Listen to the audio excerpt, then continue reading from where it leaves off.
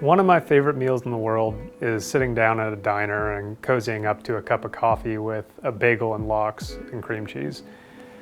However, lox never really became much of a staple in Alaska.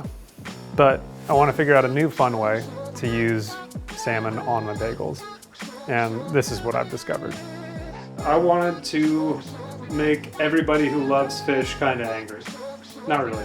What I wanted to do was figure out a good way to clean out some of the freezer burnt fish that accumulates over the course of a winter season.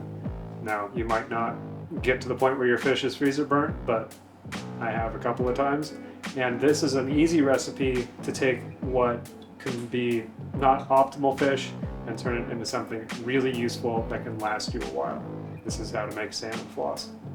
This recipe is going to look like we are just destroying this piece of fish, which we kind of are, but we're doing it in the way that you're destroying a piece of meat when you make jerky. We're just dehydrating it. And it doesn't take a long time to do it. It takes maybe an hour, but we're just going to cook it until we can't cook it anymore, and we're going to keep stirring it and stirring it and stirring it until all the water is gone. So I'm just going to turn on my burner, take the fish, pop it in, and we're gonna wait. We're gonna wait until it's cooked. And that's most of what this recipe is just waiting for fish to be overcooked. But we'll show you how it progresses along the way, and we'll show you a nice way to plate it up when we get done cooking it. To keep everything from burning, because that's not what we're doing, we're overcooking something, we're just gonna add a little bit of water. And that's gonna let the heat distribute properly and not just scorch the bottom of our pan or the bottom of our fish.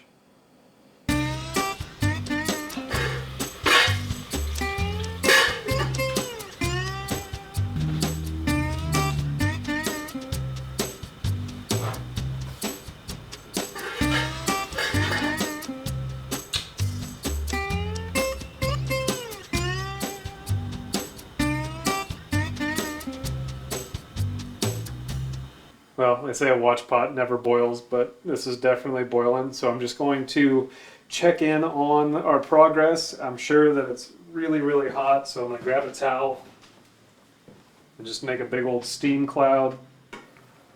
And that is definitely fish cooking in water, which is all we really want. I think we're about pretty close to being done with the water portion. It's time to drain out what we have in here, and then we're going to come back and just start mashing it down. We're just going to mash it until we can't mash it anymore. So, another steam cloud. Just a quick pour into the sink, making sure we don't lose anything. Turn off your burner so you don't catch your towels on fire. So I couldn't bring myself to throw this like really rich looking broth away. I'll throw it in some noodles later and I'll eat it better for it. But you can see that thing is in there, and it is nearly an atrocious way of cooking fish, but it'll be worth it when we're done, I promise. I'm gonna peel the skin off because that doesn't really become the powder that we want. And that's another thing you can save if you're really into making sure every bit is used. And we could turn this into like a nice fish chip or something that we could put on something later. I'm gonna put it onto a little pan. I have the broiler on low, and I'm just gonna stick this into the oven and it'll crisp up. And I'm probably just gonna eat it like that. Like, it's just gonna be a little fish chip for me.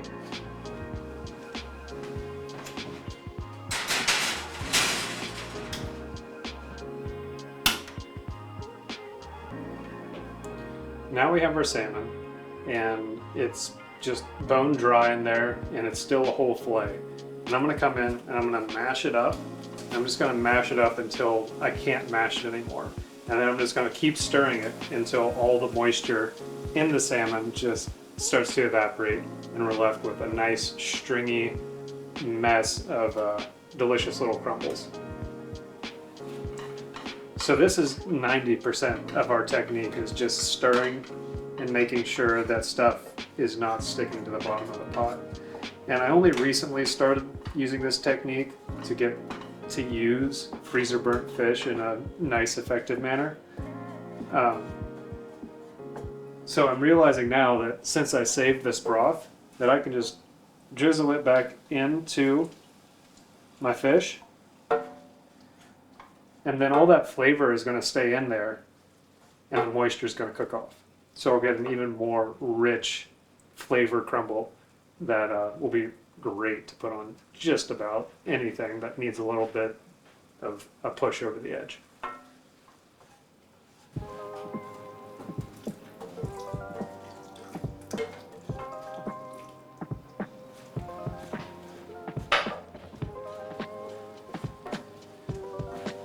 One preparation note that I want to make about this is when you're mashing all the fish down, you definitely want to get the bigger bones out.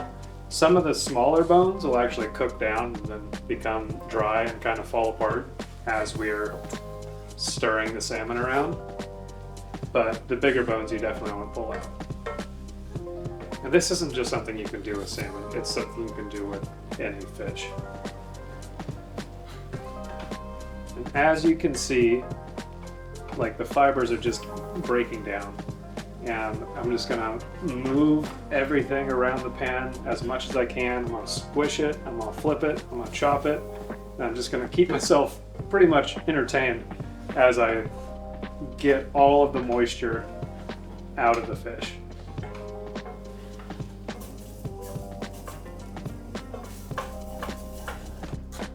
Okay, you can see how we've gone from a piece of fish down to just the bare minimum fibers of what the fish is constituted of. So I'm just going to keep stirring and chopping and scraping the bottom of the pan, because that bottom of the pan is where the fish is really, really dried out. You want to scrape all around the bottom, make sure it doesn't burn, and then get bad flavor to the rest of the fish. And we just want it to be like nice and fluffy like it is now. Like the way it kind of just drifts down. Perfect. If you go in with your fingers and you grab a little bit of it and you just drop it, it should feel almost like gritty in between your fingers. That's how dry we want it. Dry like a desert.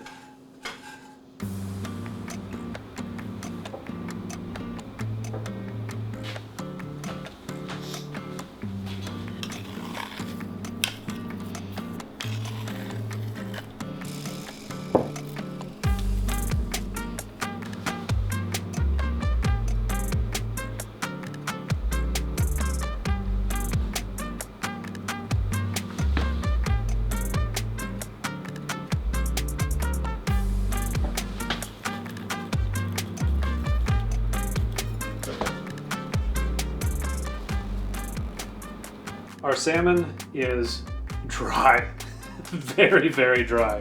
And now we're gonna take some yogurt cheese that I made last night that I'll make in a future episode and just spread it onto our bagel.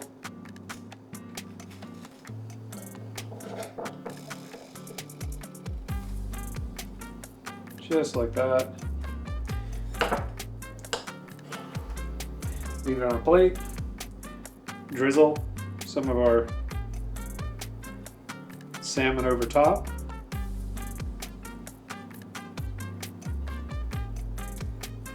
And then sprinkle it with a little bit of furikake.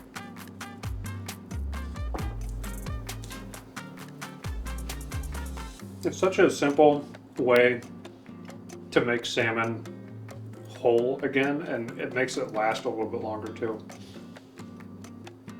We can throw it into the freezer, or I'll just put it into a jar and keep it in my fridge, and then over the course of a week I'll sprinkle it on everything. Thanks again for tuning in. I'm gonna keep eating this bagel, and I'll see you soon. I do want to apologize for anyone that's cringing at how macerated this salmon has become. I know it's not what we're used to seeing in Ketchikan, but I think it's a really great option for a fish that has sat a long time in a freezer, or maybe just isn't the prettiest fish you caught. Not only does this flavored powder go on bagels, it can be floofed onto sushi, ramen, salads, soups, dips, and appetizers.